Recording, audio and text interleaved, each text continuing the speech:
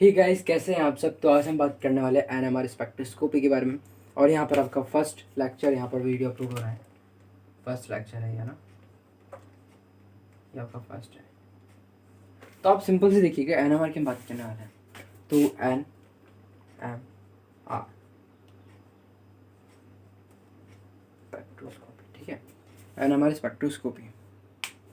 अब फर्स्ट जो टॉपिक है वो है न्यूक्लियस। पहले आपको एक बता देता हूँ कि ये जो फुल फॉर्म है इसी में सारा सार छुपा है। अगर आप आगे डेप्थ में पढ़ने वाले हैं एनएमआर को, तो उसके लिए आपको जैसे केमिकल शिफ्ट है, या फिर आप इसके एस्पेक्ट पढ़ने वाले हैं, या फिर आप इसकी थ्योरीज पढ़ने वाले हैं, और या फिर एंगुलर मोमेंटम की बात कर रहे हैं, तो ये चीज़ें अगर आपको बेसिक्स आ गए तो वो चीज़ें आराम से टॉपिक निकल जाता है। तो और मैंने आपको पहले ही कहा था कि मैं आपको केवल एग्ज़ाम पॉइंट ऑफ व्यू से पढ़ाऊँगा कि आपके डाउट्स क्लियर हो और आपके मार्क्स अच्छे आ सकें। क्योंकि मार्क्स आपके, जैसे अगर आप APSC कर रहे हो तो आप मास्टरी में अगर एडमिशन दिलाने के लिए बहुत ज़्यादा इंपॉर्टेंट होता है। तो आप अपने कॉन्सेप्ट पे काम करें, उसके साथ में मार्क्स भी आएंगे, आपका पहला प्रायोरिटी होनी चाहिए एनएमआर। तो एन यहाँ पर न्यूक्लियर के लिए काम में लिया गया है, और एम मैग्नेटिक के लिए काम में लिया गया है, और आर रेजोनेंस। मैं इस वीडियो में इन तीनों में बात करने वाला हूँ। इसके बाद नेक्स्ट वीडियो में आपको और भी अच्छे से डेप्थली बताऊँगा। तो NMR nuclear magnetic resonance spectroscopy. आपको स्पेक्ट्रोस्कोपी में अगर दिक्कत हो रही है तो मैं आपको बोल कर, ठीक है। स्पेक्ट्रोस्कोपी एनएमआर, ठीक है। Nuclear magnetic resonance spectroscopy. अब न्यूक्लियर क्या है, पहले ही धीरे धीरे एक करके बात करेंगे। फर्स्ट पॉइंट मेरे इस पर बात होने वाली है, दूसरी इस पर बात होने वाली है, और तीसरी इस पर। क्योंकि एनएमआर जब मैंने पढ़ा तब मेरे लिए बहुत टफ था, बट जैसे जैसे मैंने इसको बहुत अच्छे से पढ़ा तो मेरे लिए थोड़ा आसान हो गया। और एनएमआर एक तरह से सबसे मेन चीज़ क्यों है, एनएमआर ज़रूरत क्यों है इसकी, हम पहले आपको एक छोटा सा बताने वाला हूँ। क्योंकि एनएमआर आपका क्वेश्चन बहुत सिंपल सा आता है कि इसका यूज़ क्या है एनएमआर का, ये क्यों एनएमआर स्पेक्ट्रोस्कोपी ज़रूरी है। क्योंकि हम पढ़ रहे हैं तो इसके पीछे रीज़न तो होगा। तो रीज़न है कि आप किसी भी अननोन कंपाउंड का, अननोन मॉलिक्यूल का मॉलिक्यूलर स्ट्रक्चर पता कर सकते हैं।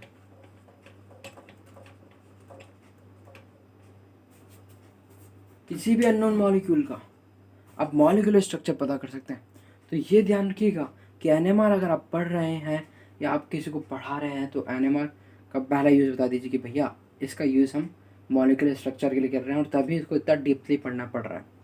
और केमिस्ट्री में टॉपिक बहुत मेन है, क्योंकि आप यहाँ पर स्पेक्ट्रम के थ्रू आप किसी स्ट्रक्चर को डिसाइड कर रहे हो, और ये टेक्निक सबसे ज़्यादा यूज़ ली जा रही है आजकल। तो देखिए, पहला है न्यूक्लियर। अब फर्स्ट टाइम में बात कर रहा हूँ तो न्यूक्लियर और मैं इलेक्ट्रॉन के कंपैरिजन करके दिखाऊंगा आपको कि किस तरह से पहले इलेक्ट्रॉन को किस तरह से माना जा रहा था, और अब किस तरह से न्यूक्लियस जो है उसको इलेक्ट्रॉन की तरह कंपेयर करने लगे हम लोग। तो चलो शुरू करते हैं। तो पहली बात है न्यूक्लियर। न्यूक्लियर सिंपली यहाँ पर न्यूक्लियस के लिए काम में लिया गया। न्यूक्लियस क्या होता है, न्यूक्लियस होता है इसमें proton, that mean positive particles, और न्यूट्रॉन मतलब न्यूट्रल पार्टिकल्स। प्रोटॉन और न्यूट्रॉन प्रेजेंट होते हैं। ये कॉमन सी चीज़ है जो आपको न्यूक्लियस, अगर आपको नहीं पता है तो ये पता हो जानी चाहिए। न्यूक्लियस में प्रोटॉन होते हैं और न्यूट्रॉन होते हैं। अब न्यूक्लियस जो है वो हमने अभी तक ये एज्यूम कर रख रखा था कि जो न्यूक्लियस है सेंटर में होता है, इसके चारों ओर जो शेल्स होती है इसमें इलेक्ट्रॉन चक्कर लगा रहा है। भाई साहब चक्कर लगा रहा है, क्या होता है, इसकी एक लड़की है, ये लड़की है, और इसके चारों लड़के चक्कर लगा रहे हैं। क्यों लगा रहे हैं, क्योंकि भैया एक फोर्स होता है ना, वो अट्रैक्ट कर रहा है ना। तो एक मोहब्बत का एक फोर्स है जो इलेक्ट्रॉन्स को न्यूट्रॉन की तरफ अट्रैक्ट कर रहा है, समझे हो। तो ये फोर्स जो है इनको अट्रैक्ट कर पा रहा है, तभी ये इसको चक्कर लगा पा रहा है। और दूसरा इलेक्ट्रॉन जो है वो क्या कर रहे हैं, वो सोच रहे हैं कि भाई अगर इसको सेट करना है ना तो भैया हमको अपनी मेहनत भी वर्जिश करनी पड़ेगी, एक्सरसाइज करनी पड़ेगी। तो खुद के एक्सिस पे भी चक्कर लगाते हैं। तो मैंने एक प्रॉपर्टी आपको बहुत अच्छे से आपको समझाई है अभी जस्ट, कि जो इलेक्ट्रॉन होता है वो ओन एक्सिस पे चक्कर लगाता है और खुद के एक्सिस के अलावा कहाँ लगाता है, वो लगाता है न्यूक्लियस के चारों ओर, अराउंड न्यूक्लियस पर रोटेशन शो करता है। ठीक है, और हमने अभी तक ये एज्यूम कर रखा था कि जो न्यूक्लियस है ना ये ऐसे पड़ा रहता है, ये कुछ नहीं करता है।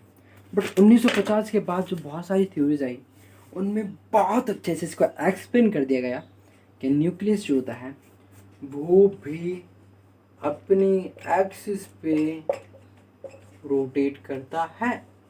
दैट मीन लड़की भी भैया खुद को फिट रख रही है। क्यों रख रही है फिट? क्योंकि उसे पता कि मैं फिट नहीं रही तो क्या होगा, लड़के मुझे चाहेंगे नहीं, समझ लो। तो वो भी अपने एक्सिस पे रोटेट कर रहा है, ओन एक्सिस पे रोटेट कर रहा है। अब हम आज तक समझते आ रहे हैं कि इलेक्ट्रॉन का एक स्पिन क्वांटम नंबर होता है।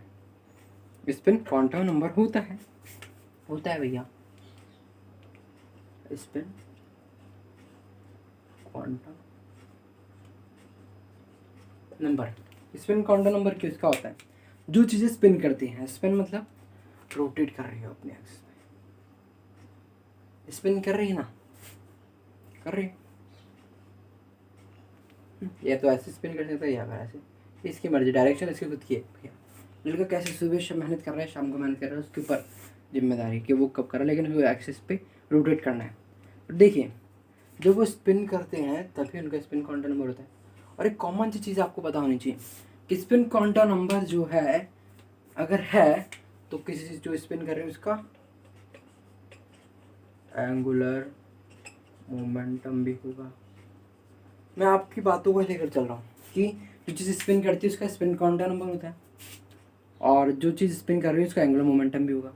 अब एक बात बताइए कि न्यूक्लियस अपने एक्सिस पे स्पिन कर रहा है, रोटेट कर रहा है, बिल्कुल। मैंने बोला कि भैया ये स्पिन कर रहा है तो उसका स्पिन क्वांटम नंबर नहीं होगा, स्पिन क्वांटम नंबर होगा नहीं होगा? बिल्कुल होगा भैया, क्यों नहीं होगा? होगा, बिल्कुल होगा, 100% होगा। अब स्पिन क्वांटम नंबर है तो क्या होगा, इसका एंगुलर मोमेंटम भी होगा, एंगुलर मोमेंटम होगा। बस अंतर इतना सा है कि स्पिन क्वांटम नंबर को हम यहाँ पे जो इलेक्ट्रॉन का है ना उसको हम ऐसे शो करते हैं और वहीं जो ये न्यूक्लियस का है इसको हम शो कर रहे हैं आपके आई से। समझ में आया? मैंने क्या बताया फटाफट से आपको बताता हूँ कि न्यूक्लियस अपने एक्सिस पर रोटेट करता है जैसे इलेक्ट्रॉन रोटेट करता है। बात इतनी सी कि वो इलेक्ट्रॉन जो है वो एक और रोटेशन शो करता है, वो है न्यूक्लियस के चारों ओर। वो खुद के एक्सिस पे तो घूम रहा है पर न्यूक्लियस के भी चारों ओर घूमेगा।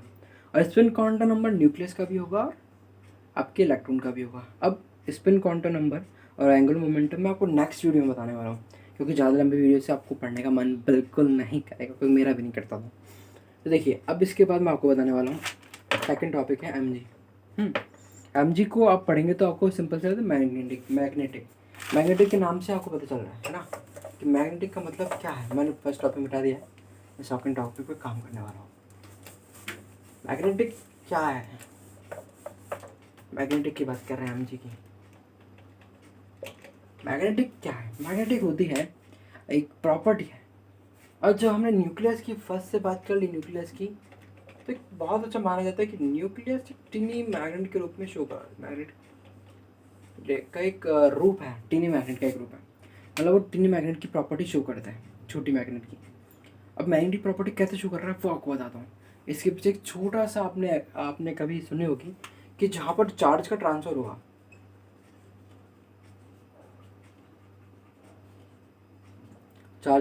होगा, वहाँ पर जहाँ चार्ज का ट्रांसफर होता है वहाँ पर इलेक्ट्रिक फील्ड डेवलप होता है, क्रिएट होता है या फिर है ना, बनता है। इलेक्ट्रिक फील्ड बनता है और इलेक्ट्रिक फील्ड से क्या होता है, इलेक्ट्रिक फील्ड जहाँ बनेगा वहाँ मैग्नेटिक फील्ड भी होगा। हमने एक बहुत अच्छा एक देखा होगा आपने, एक 8th-9th की बात है कि इसमें एक आयरन नील का कुछ एक था, मतलब प्रैक्टिकल। इसमें ऐसे ऐसे कहकर आयरन नील के चारों ओर एक तार बांध दिए गए थे और उसको बैटरी से जोड़ दिया गया। तो बैटरी से जोड़ने पर ये क्या होता है, आयरन जो नील थे ना, आयरन नील वो मैग्नेट का काम करने लग गई थी। और एक बात आपने देखी होगी कि जैसे जब ये यहाँ पर इलेक्ट्रिसिटी पास हो रही है तो इसमें क्या पास होता है, इसमें इलेक्ट्रॉन का है ना, इलेक्ट्रॉन या फिर हम कहते हैं चार्ज का ट्रांसफर होता है। तो जब यहाँ पर न्यूक्लियस रोटेट कर रहा है, न्यूक्लियस जब रोटेट कर रहा है, जब न्यूक्लियस रोटेट करेगा तो वहाँ पर क्या होगा, मैग्नेटिक फील्ड डेवलप होगा, क्योंकि वहाँ चार्ज ट्रांसफर होता है ना। और मैग्नेटिक फील्ड डेवलप हो रहा है तो क्या होगा, वो मैग्नेट का एक फॉर्म बन जाएगा। पर वो छोटे मैग्नेट है तो इतना ज़्यादा असर नहीं पड़ता। बट जब इस टिनी मैग्नेट पर एक्स्ट्रा मैग्नेटिक फील्ड डाला जाता है, एक्स्ट्रा मैग्नेटिक फील्ड, तब क्या होगा, ये टिनी मैग्नेट जो है ना, ये अपना एनर्जी लेवल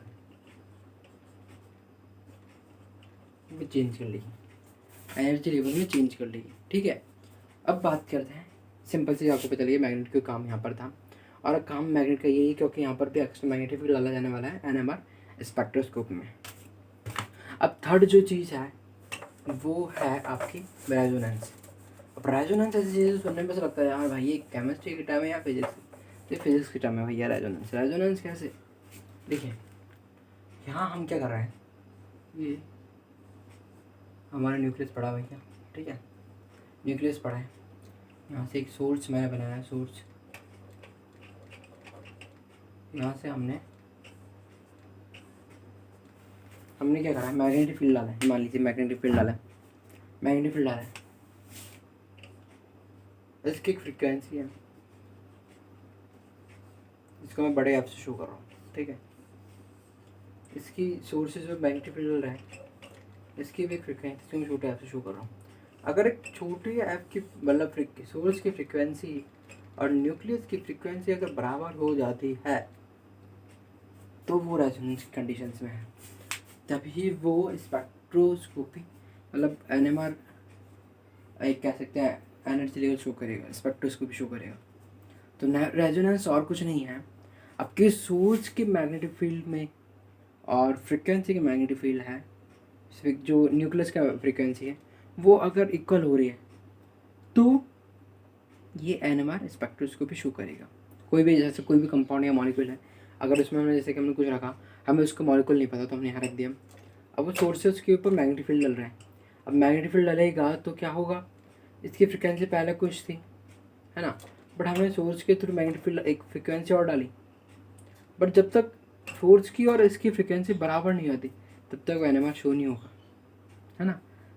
और वो शो कब होगा, जब रेजोनेंस शो होगा, रेजोनेंस कब होगा, जब फ्रिक्वेंसी बराबर होगी। तो ये चीज़ आपको 3 चीज़ें मैंने समझा दी है। अभी लास्ट में एक बात और आपको बहुत अच्छे से बताने वाला हूँ कि नेक्स्ट वीडियो में आपको बताने वाला हूँ कि एंगुलर मोमेंटम क्या होता है, एंगुलर मोमेंटम के साथ में आपके किस तरह से सोर्स और फ्रिक्वेंसी का जो संबंध है, आपका सोर्स का न्यूक्लियस की फ्रिक्वेंसी को किस तरह से हम रेजोनेंस की कंडीशन में ये कैसे ला सकते हैं, आपको थ्योरी किस तरह की होती है, आपकी थ्योरी ऑफ NMR, वो सब बताने वाला हूँ। तो आज की वीडियो के लिए मैं इतना ही पढ़ाना चाहूँगा। जय हिंद, जय भारत। अगर आपको मेरी वीडियोज़ अच्छी लग रही है तो आपको कोई भी दिक्कत हो, जैसे नोट्स अगर आपको चाहिए तो मैसेज आप कमेंट मुझे कर सकते हैं और मैं आपको रिप्लाई कर दूँगा। आप अपनी ईमेल आईडी लिख दीजिए कमेंट सेक्शन में, और लाइक मेरी वीडियोज़ को ज़रूर कर दीजिएगा। स्टार्टिंग करी है मैंने कुछ, तो आपके आशीर्वाद से और आपके प्यार से ही ये बहुत आगे जा सकता है। सब्सक्राइब ज़रूर करिएगा। जय हिंद, जय भारत।